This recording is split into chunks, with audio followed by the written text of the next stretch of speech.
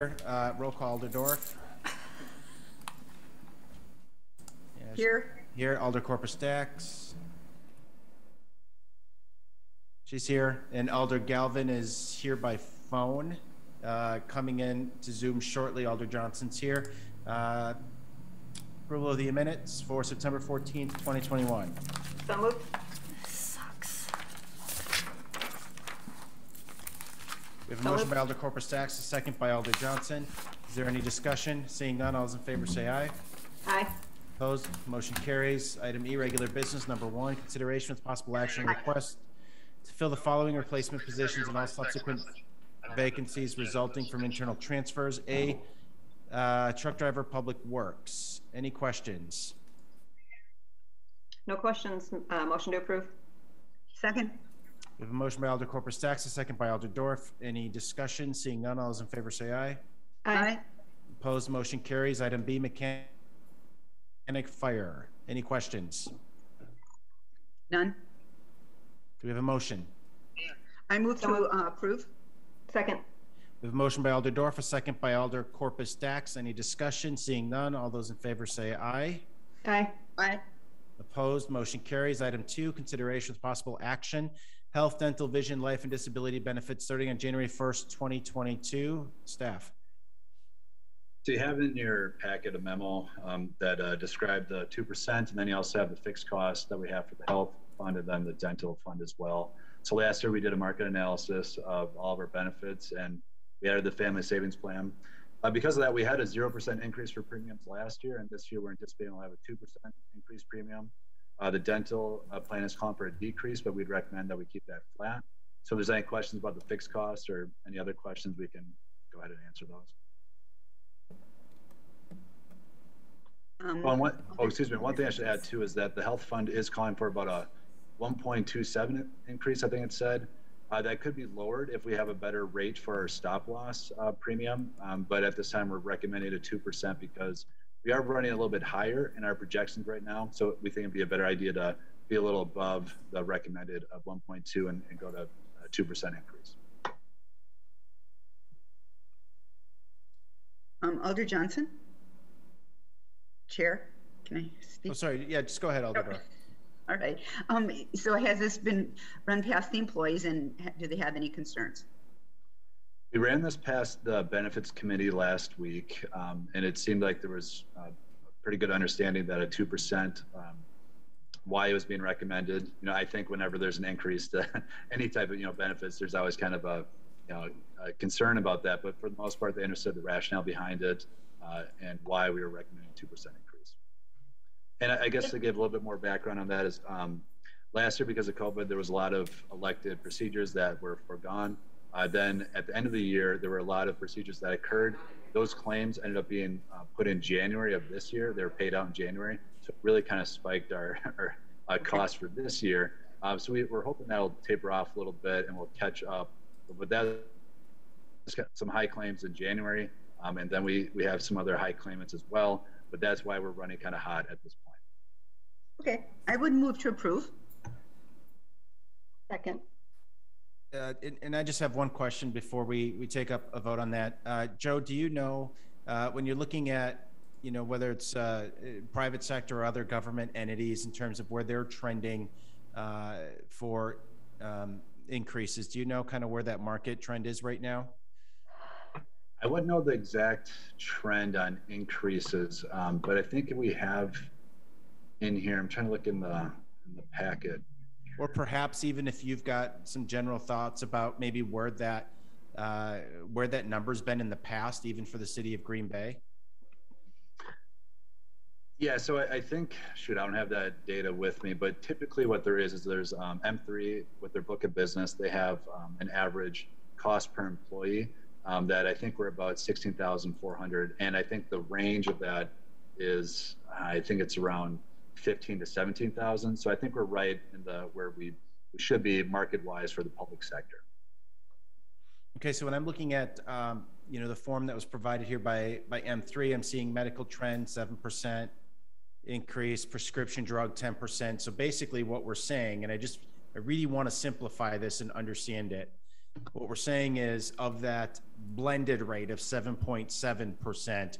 We are asking the employees to basically take 2% of that, and the city is going to assume 5.7% of it.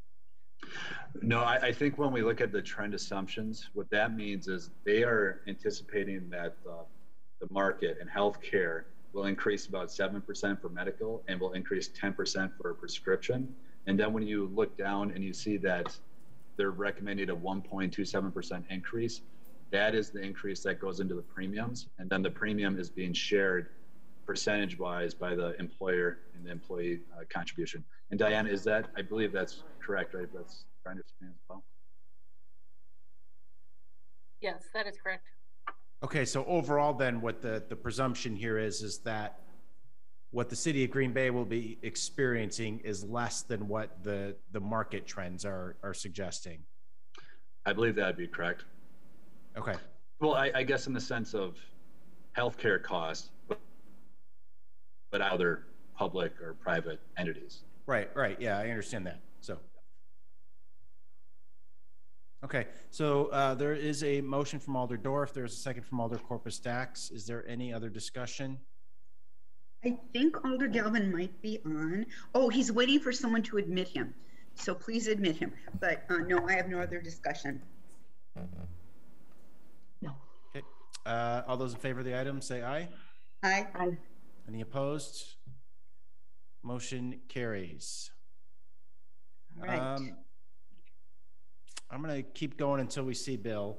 And I don't know. I don't think he can get in on his computer. So I think you should just keep going. Okay. Consideration with possible action on request to review the process in Article 26.1 special leaves in the agreement between City of Green Bay and Green Bay Professional Police Association. So we have on the call, I believe we have some individuals from the police department. I think I have their commander Work. I see him, and also I think Lieutenant Ramos. So I don't know. I think it might be best. I don't see if there's anyone from the union on, but I mean, that's okay. We can go forward with this. But it might be best for the police department to kind of talk about the process and the history behind it, and then we can move forward with a recommendation. So, Joe, just a quick point of clarification, because in the agenda item it says, request to review the process. I mean, what exactly is, just so that we're in the right mindset, what exactly is it that you're asking of the committee? And of course, that may come clear as you're explaining it, but. Yeah, and one thing too is, if I'm not sure if you were able to review Article 26.1, I apologize that wasn't put in a memo and included in the agenda. Yeah, so that's what we're looking at right now. It's language that allows for the chief of police in consultation with the personnel committee to allow for time off not to exceed 3 months for training and go to college education and other type of training that would relate to the police department, to summarize what the language is. So what we're asking to do, or excuse me, the union requested that those training reviews and days off approved by the chief be also approved by the personnel committee.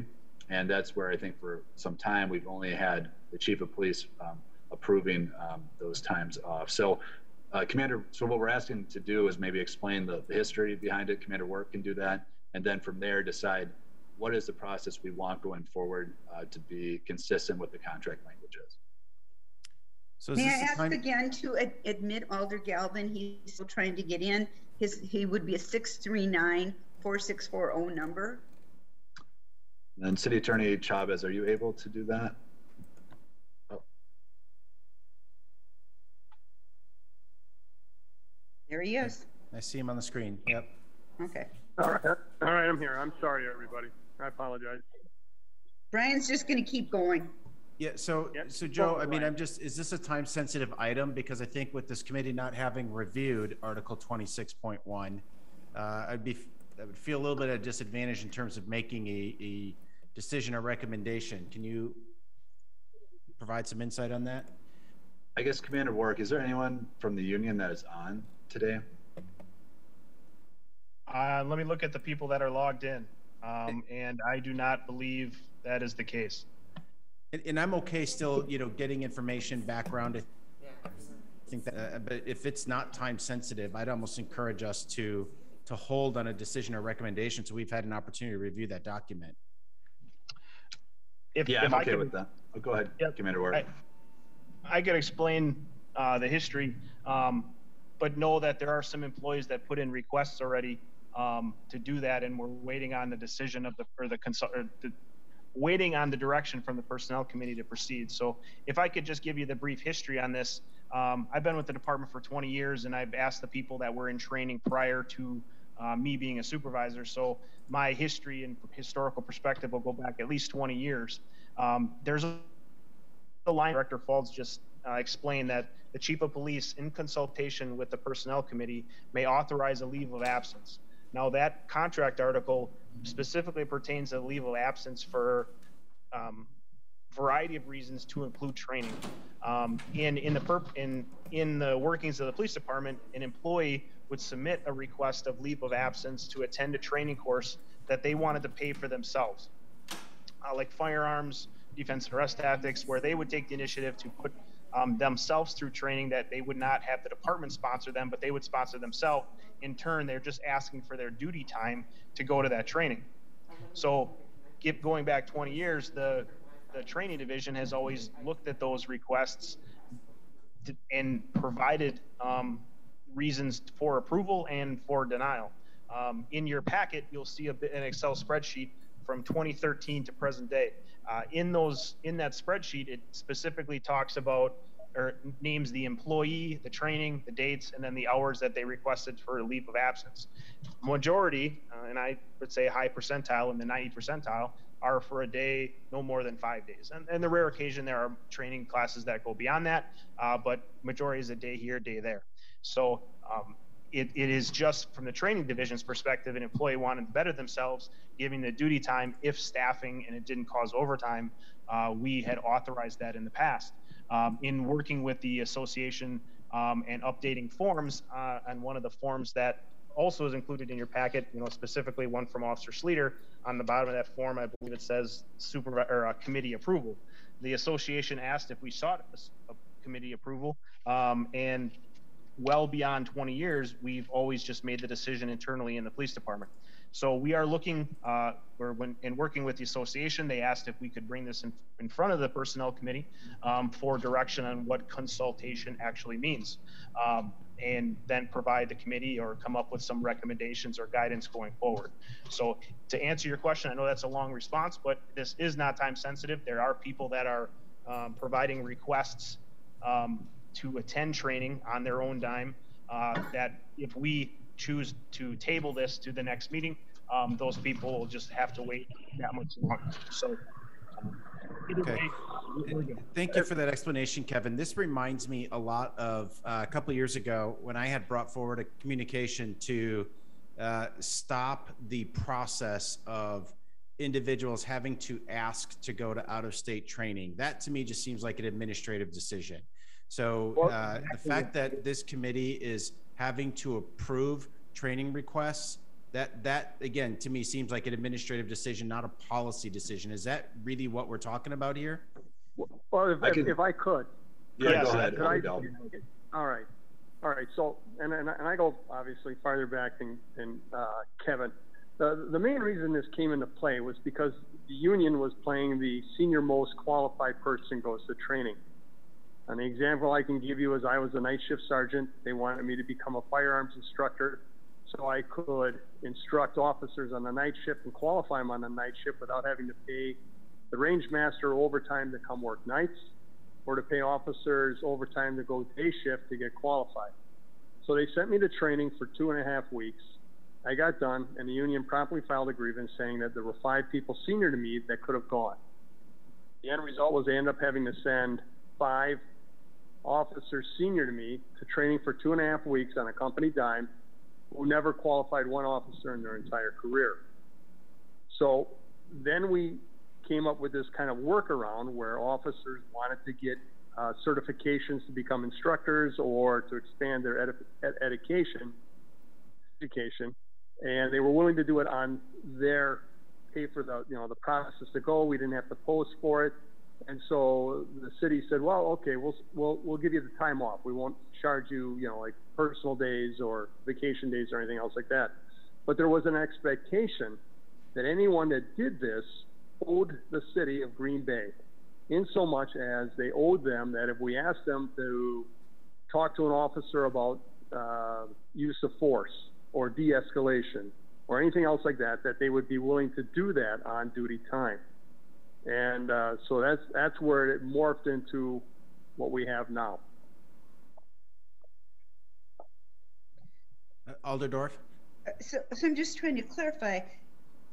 When it says submitted to committee, does that mean to the personnel committee or a different committee, committee work?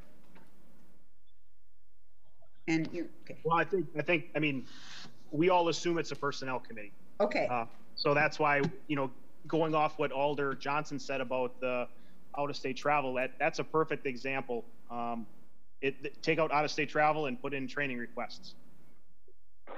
No, and can we just do this with, is this something we're negotiating to do?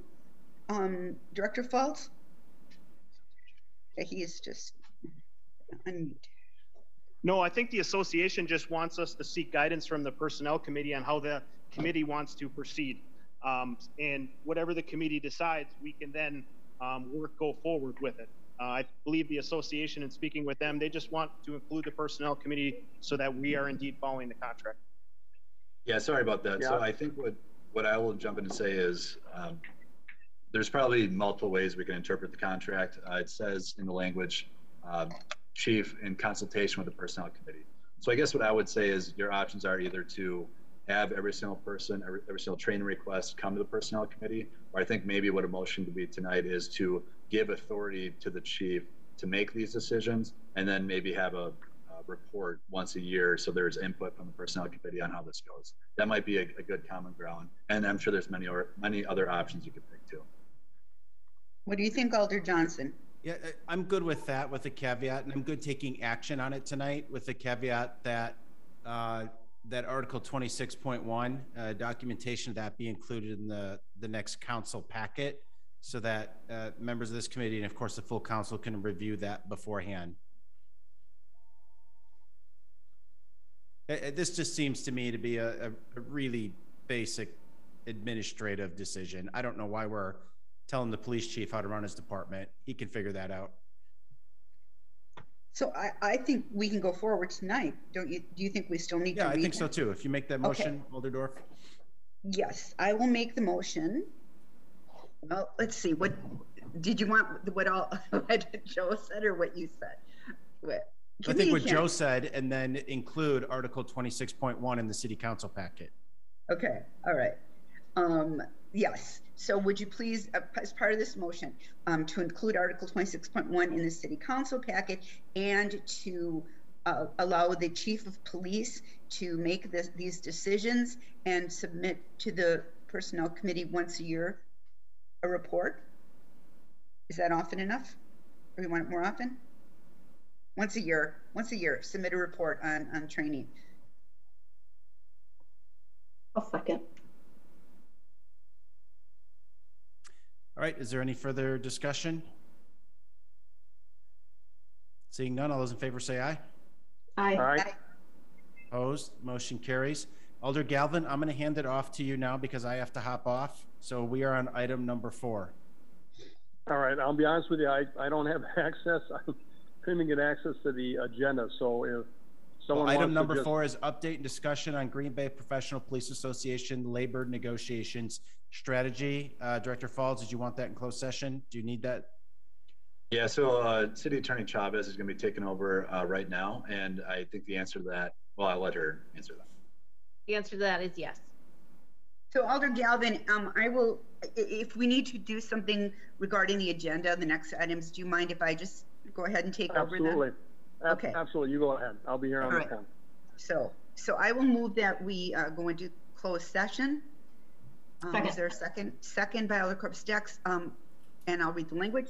The committee may convene in closed session pursuant to section 19.851E Wisconsin statutes for the purposes of deliberating or negotiating public employee contracts for competitive or bargaining reasons. The committee will thereafter reconvene in open session pursuant to section 19.852 Wisconsin statutes to take action on items discussed in closed session, if appropriate, and to consider the remainder of the agenda. All those in favor of going into closed session? Aye. Aye. Aye. Motion carries. Second. All those in favor say aye. Aye. Aye. Aye. Opposed, nay. We are now in open session. I move to receive and place on file the Second. discussion that we had. Second. Second, okay, all those in favor say aye. Aye. Aye. Aye. Opposed, nay. Motion carries. All right. The next item on the agenda is F, informational. Report of routine personnel actions for regular employees. Are there any questions about that report? I have none. Okay. Nope. Seeing none, I will entertain motion to Motion to receive and place on file. Second. Alder Corpus Dax, second by Alder Galvin. All those in favor say aye. Aye. Aye. Opposed, nay. Motion carries. And the next meeting date we have is October 12th, 2021. If there's by staff, unless do you have some, Director Faltz? No, you just leaned forward in a way sorry. that I thought you wanted to speak. Yes. Okay, it's all right. Right. I'll entertain a motion for adjournment. Motion to adjourn. Motion to adjourn. Second. Okay, second by Alder Galvin, motion made by Alder Corpus Dax. All those in favor say aye. Aye. Aye. Aye. Opposed, nay. Motion carries. We're adjourned.